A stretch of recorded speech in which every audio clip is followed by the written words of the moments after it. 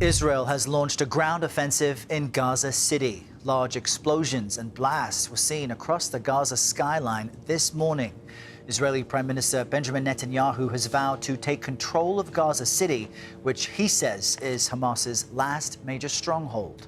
Meanwhile, a UN Commission of Inquiry says Israel has committed genocide against Palestinians in the Gaza Strip. That report claims Israeli authorities have committed 4 of the 5 genocidal acts defined by the Genocide Convention. In response, Israel says it, quote, categorically rejects this distorted and false report.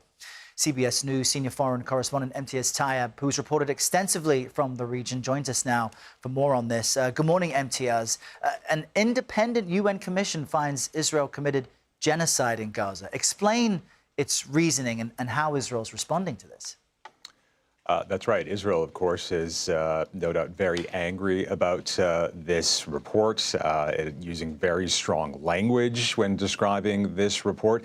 But the report itself is pretty clear and it's very detailed as well. As you said, that 4 of those points, or rather 4 of the 5 points that is considered genocide, have been outlined in that report. I have that here and I can read it out to you. And it's effectively what these are, it's killing members of a group, causing them seriously bodily and mental harm, deliberately inflicting conditions calculated to destroy the group, as well as preventing births by creating, quote, specific conditions that directly impact children. Now, the report not only cites the pattern of conduct by Israeli forces of evidence of the, quote, genocidal intent, but also the statements of Israeli leaders alleging Prime Minister Benjamin Netanyahu, President Isaac Herzog, and former Defense Minister Yoav Gallant have all, quote, incited the commission of genocide. Now, as we've been saying, Israeli leaders have reacted furiously to the UN Commission inquiry's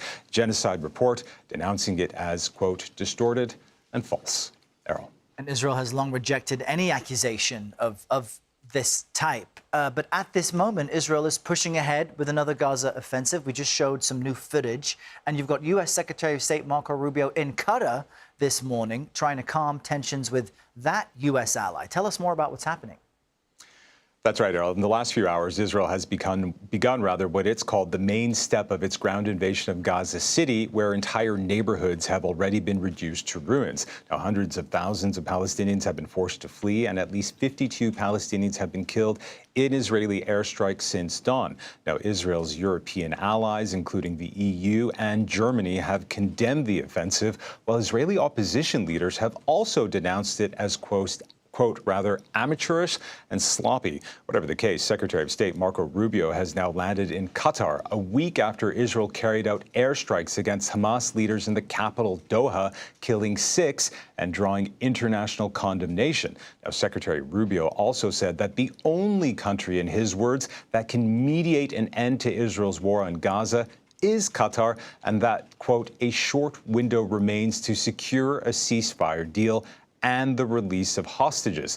Now, his statement comes just after Gulf states pledged to create a joint defense pact during an emergency summit in Qatar, and after Secretary Rubio affirmed the U.S.'s unwavering support for Israel at a media briefing with Prime Minister Netanyahu. Errol. All important developments. Imtiaz, thank you very much.